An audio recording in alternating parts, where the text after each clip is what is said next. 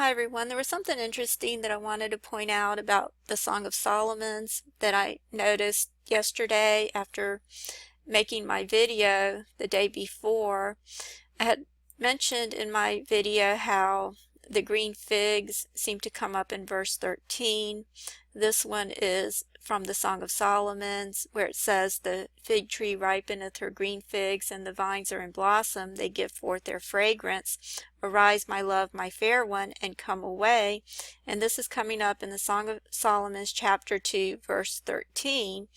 And one of the other scriptures that I mentioned was coming up in Mark 11, verse 13.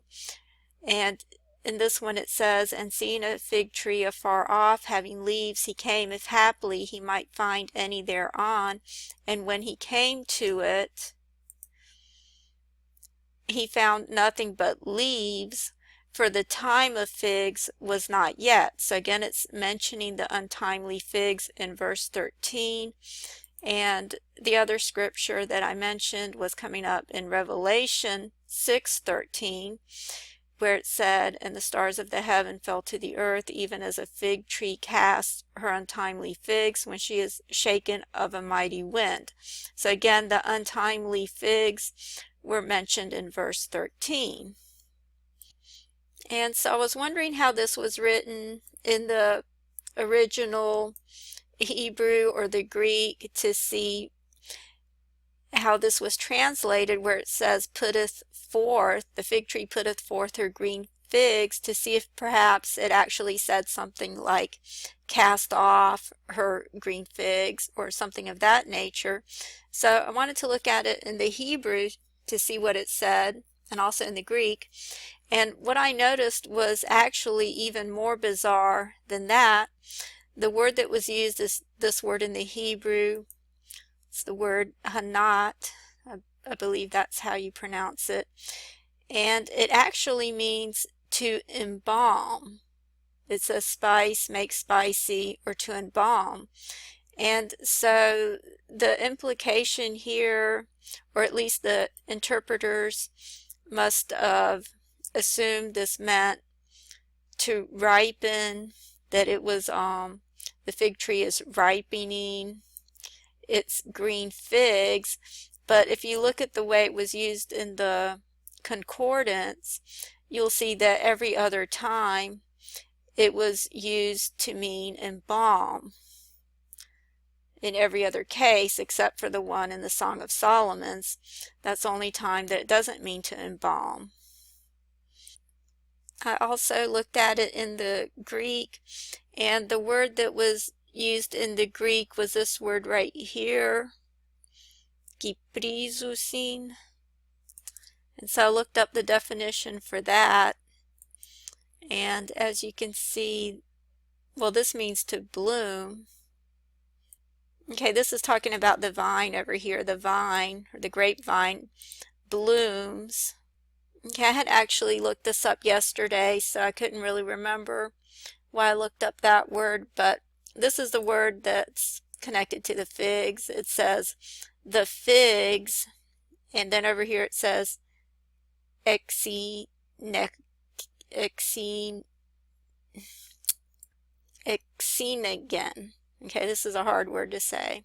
So the figs exine again, and then I looked up that word, and it comes from this word over here, which is the word ekphero, and you can see it's over here. It's a form of that word. You can see it right here. So it's a form of the word ekphero, and this word means I bring out, carry out, and then over here it says I bring out, carry out, sometimes out of the city for burial. I bring forth or produce. So it seems that both of these are somehow connected to death or burial.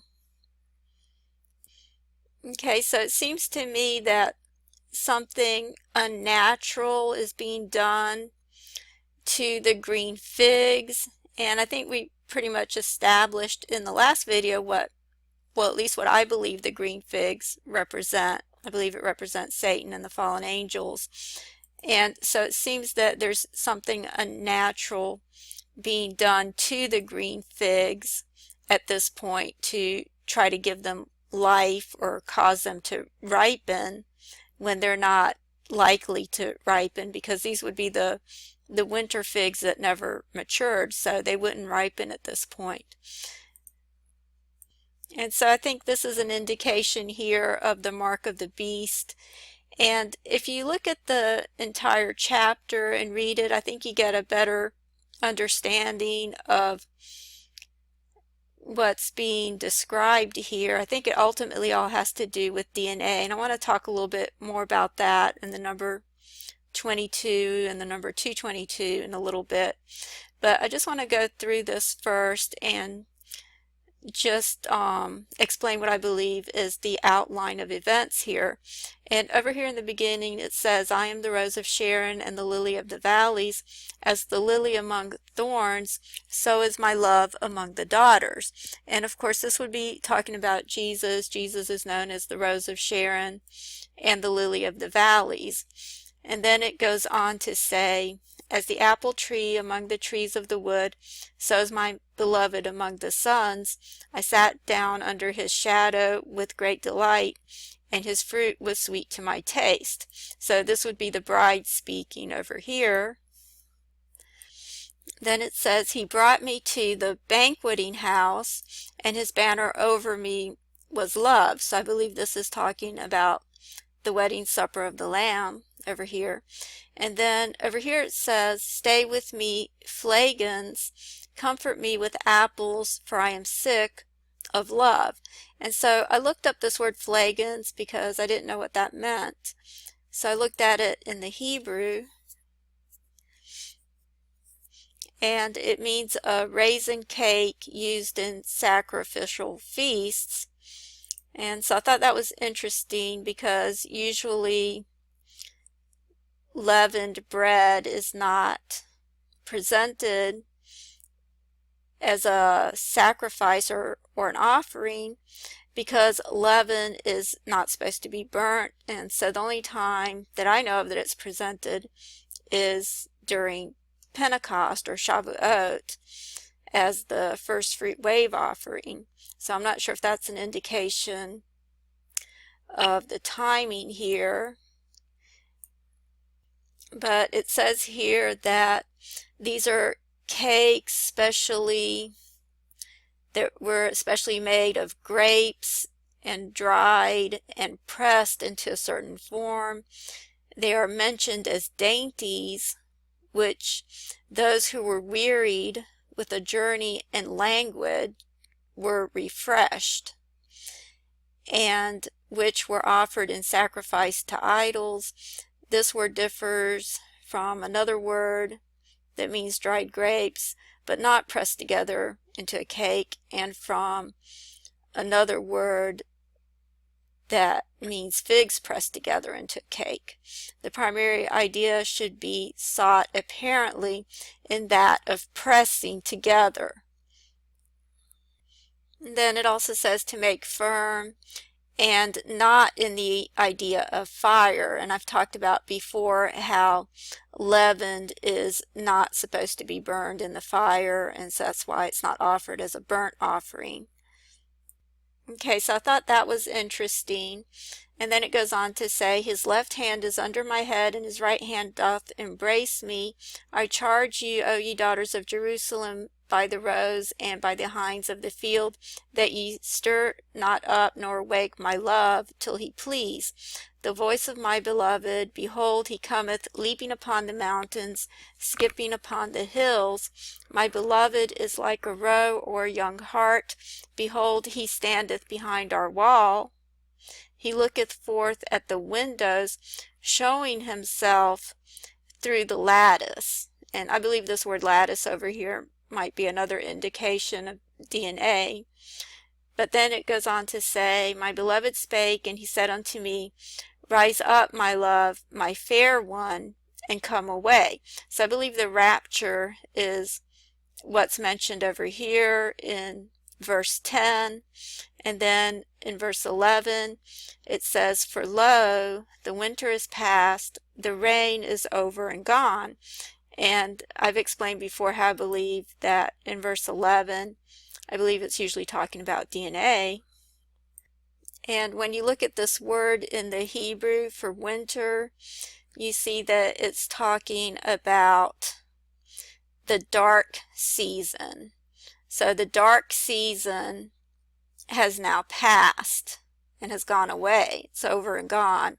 And so this is coming up in verse 11. I believe this represents the restoration of the temple, the restoration of the DNA. And then over here it says the flowers appear on the earth, the time of singing of birds is come, and the voice of the turtle is heard in our land. So I believe this is the birth of the man-child. I think this corresponds with Revelation 12. And then I believe this corresponds with Revelation 13 with the mark of the beast. I believe that's what this is talking about over here. And then I believe verse 11 corresponds with Revelation 11, which is about the two candlesticks, the two witnesses, the restoration of the temple. And then this is interesting because in verse 14, this corresponds with Revelation 14, which corresponds with Zechariah 14. Okay, this is Zechariah 14 verse 4, so you see the 144 over here, which corresponds with the 144,000 that are mentioned in Revelation 14, and I'll show you that next. But over here it says, "And his feet shall stand in that day upon the Mount of Olives, which is before Jerusalem on the east, and the Mount of Olives shall cleave in the midst thereof toward the east and toward the west, and there shall be a great valley, and half of the mountain shall remove toward the north, and half of it toward the south. And ye shall flee to the valley of the mountains, for the valley of the mountains shall reach into Azal, yea, ye shall flee like as ye fled from before the earthquake in the days of Uzziah, king of Judah. And the Lord my God shall come, and all the saints with thee." So it's saying that we're going to flee to the valley. The mountain's going to cleave, so it will be hidden in the cleft of the mountains, because we're going to flee to the valley that's created, or the cleft that's created in the mountains. And it says, "The Lord my God shall come, and all the saints with thee."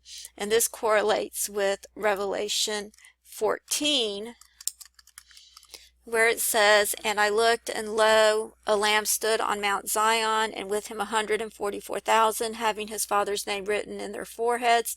And I heard a voice from heaven, as the voice of many waters, and as the voice of a great thunder.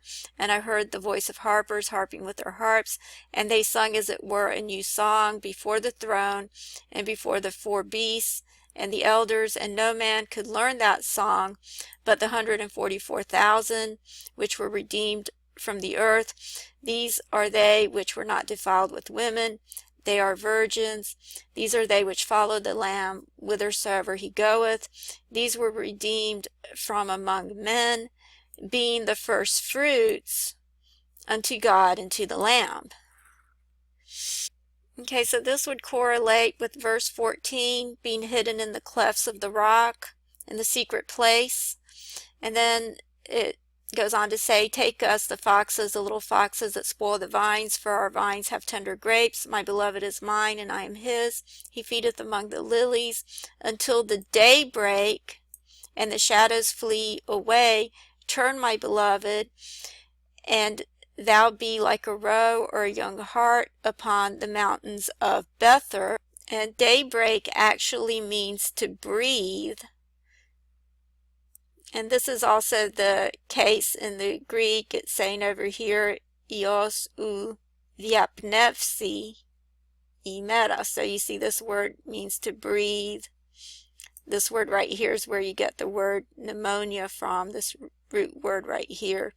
So this also means to breathe. Until the day breathes, it's saying. And it's interesting that that comes up in verse 17, and that's the last verse of this chapter. And so I have a lot more to share, but I'm about out of time, so I'll have to continue in the next video. Thank you.